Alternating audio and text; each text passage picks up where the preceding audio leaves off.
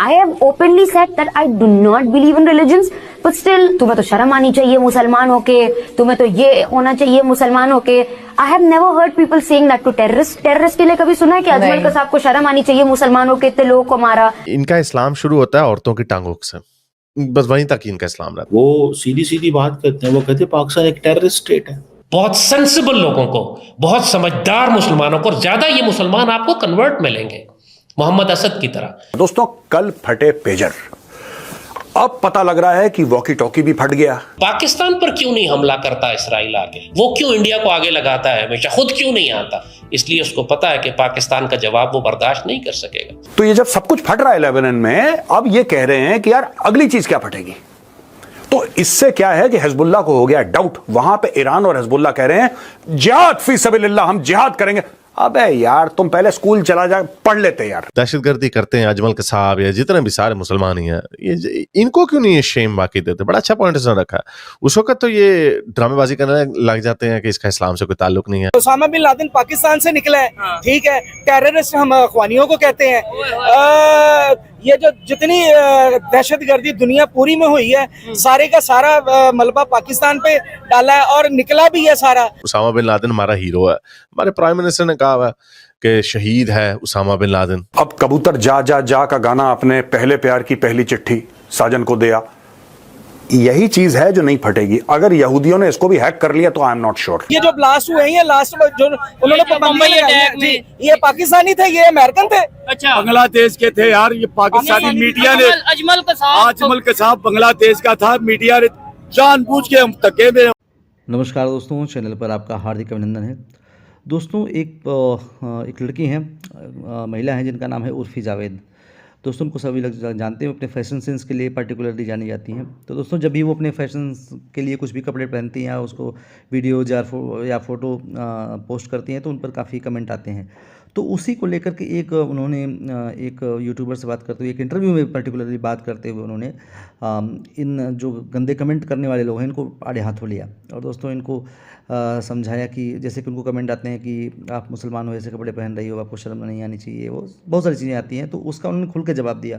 उन्होंने बोला कि मैं ऐसे कपड़े पहनती हूँ, उसमें तो दिक्कत है, लेकिन अगर कसाब आकर इतने लोगों को मारता है तो उसमें इस्लाम क्या सिखाता है कि मारना चाहिए उनको? नहीं ना, तो इसमें दिक्कत नहीं है. तो दोस्तों, इसको लेकर उन्होंने जो मुल्ले लोग हैं और इनको जो पाकिस्तानी लोग हैं, इनको लेकर के काफ़ी क्रिटिसाइज़ किया. तो पाकिस्तानी मीडिया इस पर रिएक्शन दे रहा है. आइए देखते हैं कि पाकिस्तानी मीडिया का इस न्यूज़ पर उनके रिएक्शन पर क्या कहना है. मैंने इस्लाम का ठेका ले रखा है. मैंने तो कभी बोला ही नहीं कि मैं इस्लाम का ठेका लेके बैठी हूँ, मुझे वो क्लर्क बनना है, Muslim clerk. I have openly said that I do not believe in religions, but still तुम्हें तो शर्म आनी चाहिए मुसलमान होके, तुम्हें तो ये होना चाहिए मुसलमान होके. I have never heard people saying that to terrorist. Terrorist के लिए कभी सुना है कि अजमल कसाब को शर्म आनी चाहिए मुसलमान होके इतने लोगों को मारा, इसको शर्म आ जानी चाहिए मुसलमान होके, इसने ऐसे ये दंगे फसाद किए? मेरे बोले हैं, मैंने नहीं ठेका लिया है किसी का, सो प्लीज मेरे को बोलना बंद करो. वो अपनी लड़की है, अपने मर्जी से कपड़े पहन रही है, पैसे कमा रही है, तुम्हारा क्या जा रहा है? ऐसा नहीं होता. जब आदमी 4 शादी कर लेता है इस्लाम में, ऐसे खुला तलाक देता है, तलाक तलाक बोल के अपनी बीवी बच्चों को मार रहा है, तब नहीं बोलते कि तुम्हें मुस्लिम आदमी हो के शर्म आनी चाहिए, ऐसा कर रहे हो. तो उर्फी जावेद ये एक लड़की है, मुझे भी याद है, इनकी पहले भी एक स्टोरी बनी थी. तो ये शायद बड़ी मशहूर है क्योंकि ये इनकी ड्रेसिंग बड़ी इंटरेस्टिंग होती है. तो इसको लेके बहुत सारे लोगों, क्योंकि उनका नाम उर्फी जावेद है, इससे मुसलमान नाम है, इसलिए लोग उनके पीछे पड़ जाते हैं. सुनिए जरा वो क्या कह रही है. रिलीजन को लेके lot of people at times point out, I don't know why, मैंने इस्लाम का ठेका ले रखा है. मैंने तो कभी बोला ही नहीं कि मैं इस्लाम का ठेका लेके बैठी हूँ, मुझे वो क्लर्क बनना है, Muslim clerk. I have openly said that I cleric, Muslim cleric, not believe in religions, but still तुम्हें तो शर्म आनी चाहिए मुसलमान होके, तुम्हें तो ये होना चाहिए मुसलमान होके. I have never heard people saying that to terrorist. Terrorist के लिए कभी सुना है कि अजमल कसाब को शर्म आनी चाहिए मुसलमान होके इतने लोगों को मारा? Very good point, very good point. बड़ा पॉइंट है, ठिका ठोक के मारा.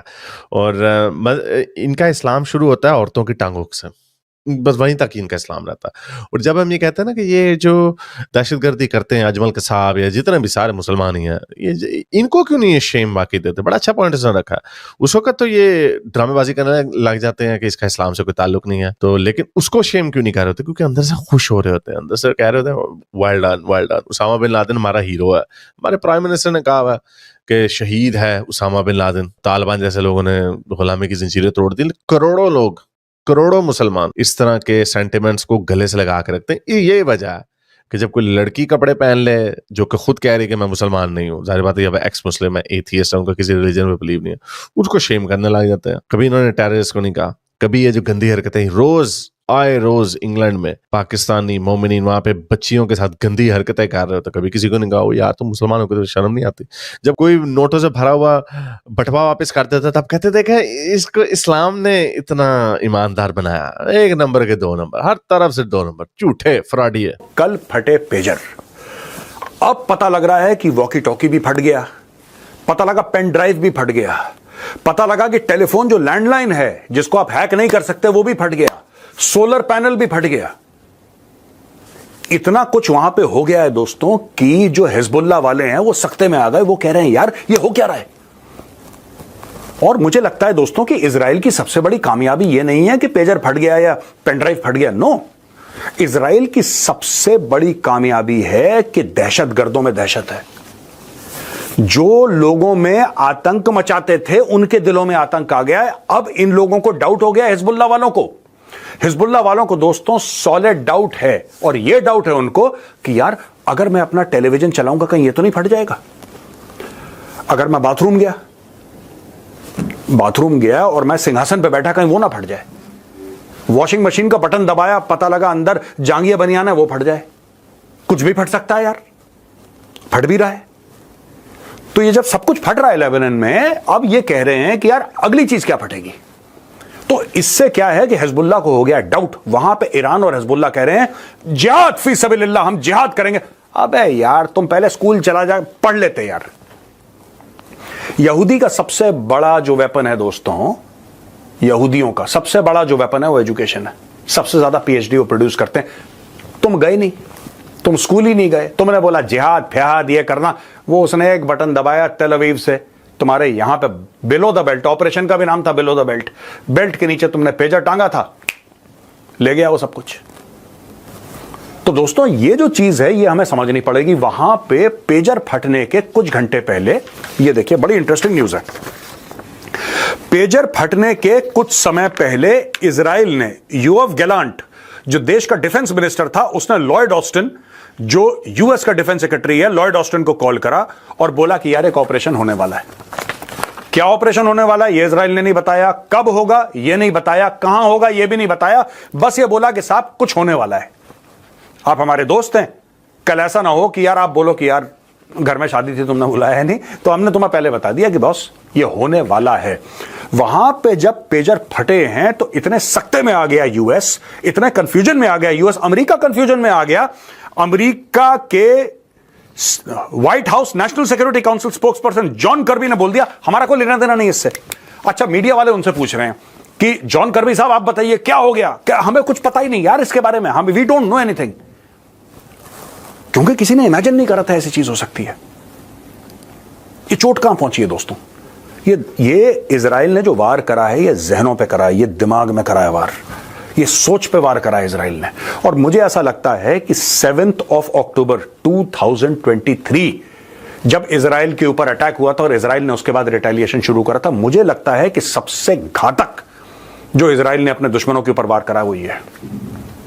इसलिए नहीं कि ज्यादा लोग मरे हैं, क्योंकि इतने लोग मारे नहीं गए, इसमें चोटिल ज्यादा हुए हैं, ज्यादा लोग मारे नहीं गए, लेकिन इतनी दहशत, इतना खौफ,